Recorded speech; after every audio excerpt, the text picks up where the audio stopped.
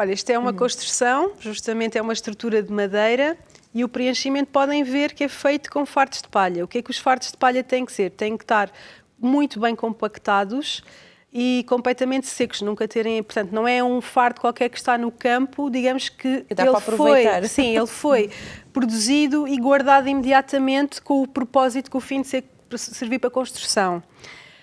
Eles estão muito bem compactados, o que faz com que não haja risco de incêndio, que é sempre aquela pergunta também que as pessoas colocam. Pois. Eu já sei quais são as Era o que eu perguntas estava a pensar habituais. agora, por acaso. Funciona como uma lista telefónica. As páginas soltas podem arder facilmente. Se ela estiver fechada, não tem oxigênio, acaba por não arder. Pronto, e aqui é exatamente a mesma coisa. Eu penso que vocês vão passar um vídeo que mostra isso mesmo, um ensaio de laboratório e a resistência ao fogo. Pronto, isto aqui, para quem nunca viu, conseguem perceber mais ou menos que há, portanto, um sistema de madeira estrutural e nós estamos a montar a parede em fardos de palha compactados e portanto, bastante fixos uns nos outros através de elementos de madeira. E costuma demorar mais tempo a construção? Como é que isso funciona? Esta de construção é mais manual. Nós tendemos, na nossa era, a querer as coisas um bocadinho Mais rápidas a nível de placas, etc. Na construção usa-se muito. Se fizermos uma construção assim, demora mais tempo. Ela é manual. Já agora estamos aqui a passar pelos rebocos de barro, porque depois é o complemento. A parede nunca fica à vista, a palha nunca fica à vista, fica sempre com rebocos ou de terra, que é a terra, o material, outro material que eu vos tinha falado no início, ou de cal. Portanto, não temos a palha à vista. Algo vai ficar assim? Não, isto ainda é uma fase intermédia, isto ainda é o tosco, isto é o tosco. Mas fica assim coberto. Isto é as várias camadas, ela vai passando várias fases de construção.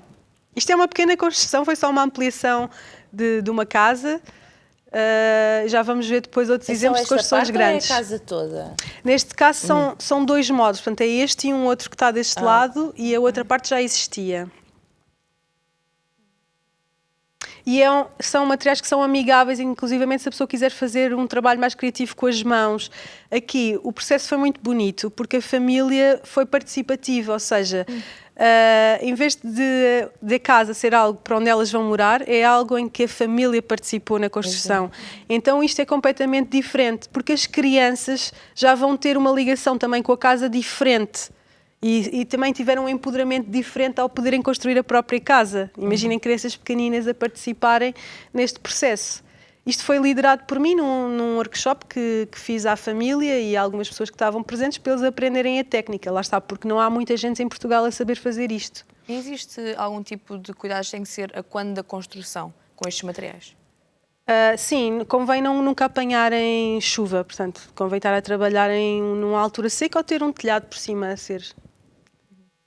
Aqui é o espaço, o resultado final pelo interior. Isto é um dos quartos das crianças.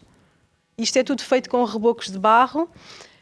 E aqui vocês podem ver ali a janela da verdade, que é o único sítio onde se vê que é palha, porque senão ninguém iria acreditar que a parede era feita com palha. Só para aqueles céticos que vão lá à casa Exatamente, tem um vidro, tem uma moldura e podem ver, está provado que a construção é feita assim. E é muito saudável viver numa casa assim, a pessoa sente-se bem porque os rebocos de terra harmonizam a qualidade do ar interior e também equilibram o grau de umidade. Portanto, a casa nunca está muito úmida, como às vezes há casas úmidas, nós temos um clima em Portugal úmido e o barro tem essa característica única que é regular a umidade e a pessoa está sempre num nível de conforto no interior. E as pessoas podem pintar a casa, às vezes quiserem? Sim, se vocês virem, esta está a cor do barro, mas o outro quarto que estávamos a mostrar antes estava de branco, estava pintado também com uma tinta de barro, não tóxica. Assim a pessoa pode pintar e dormir no quarto na hora seguinte, porque não tem nada de tóxico. Uau, isso ainda é mais fantástico, é? Isto é por fora, é o reboco de cal, pelo exterior convém sempre proteger mais. O barro em Portugal, como chove, não é tão resistente para os acabamentos pelo exterior, mas temos as soluções de reboco de cal, ou mesmo também podemos fazer fachadas em madeira também, a cobrir a parede. E corre bem, o resultado é bom. Sim, o resultado é bom. Olha, já agora, esta casa, agora tenho que fazer aqui um saltinho, né? Podemos passar as imagens. Esta é a construção mais antiga da Europa, em França, em palha, 1921. E hoje em dia é o centro da Associação Francesa de Construção em Palha, porque depois há centros que divulgam e que dão formação para a técnica se difundir. Isto é para provar que esta casa já está cá. Já tem quase 100 anos. Exatamente, é isso mesmo, é isso mesmo. E é ótimo que seja a sede da associação, porque assim qualquer pessoa pode visitar e os mais céticos podem ver que temos uma casa com 100 anos na Europa. Foi desenvolvida por um engenheiro francês,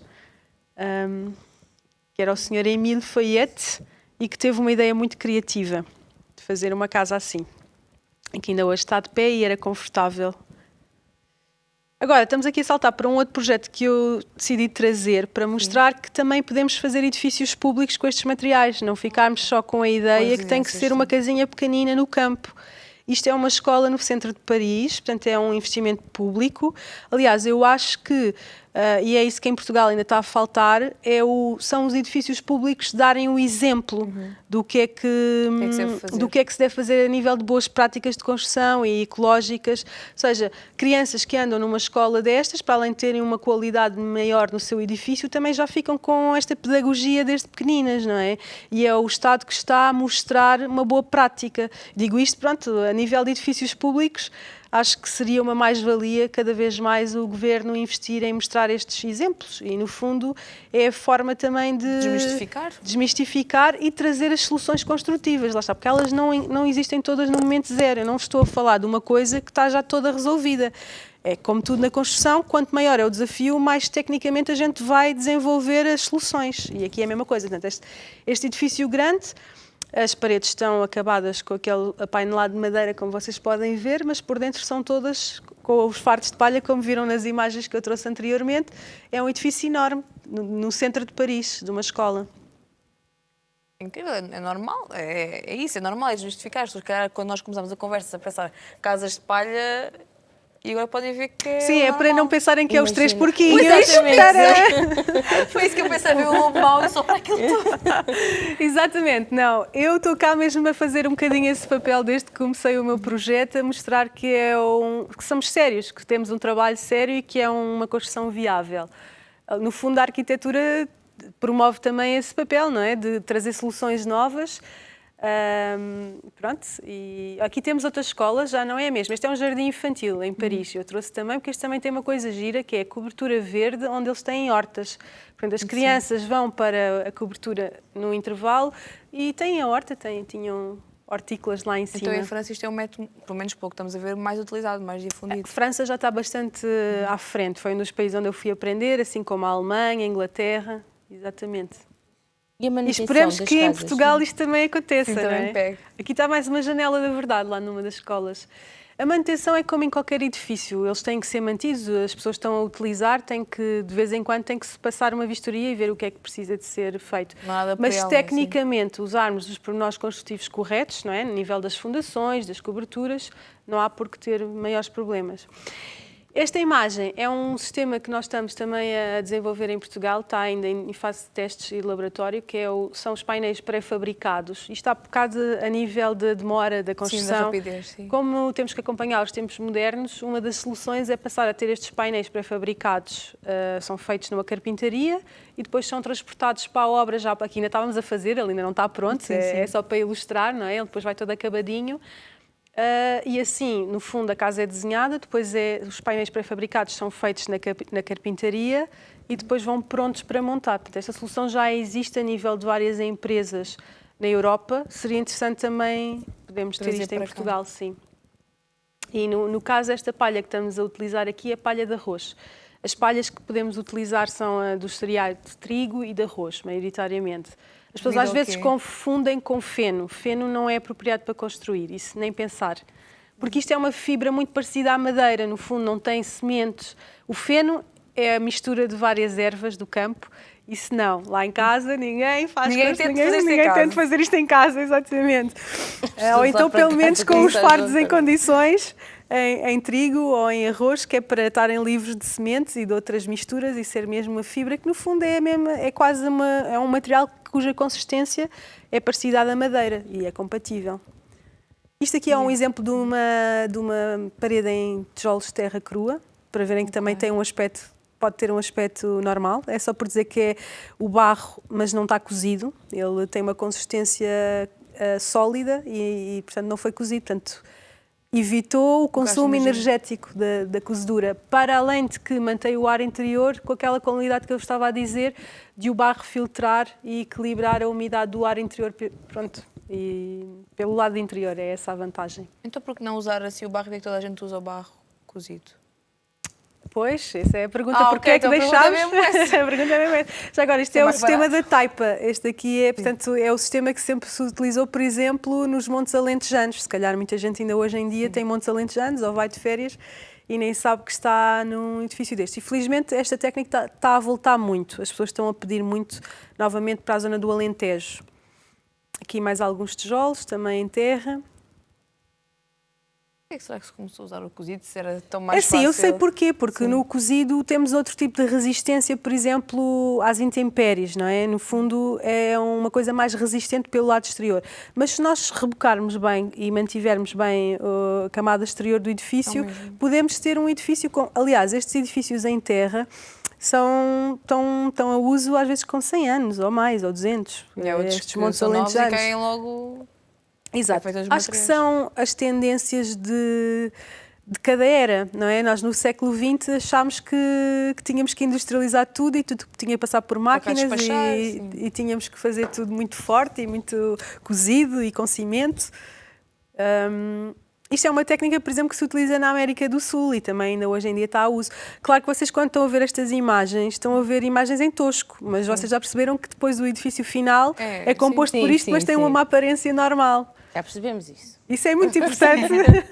eu quero deixar... Não ficamos com a imagem dos três porquês. Exatamente. Aqui, por exemplo, esta casa ainda tem o conforto acrescido de ter um aquecimento com água a passar na parede. Portanto, tem uma parede radiante.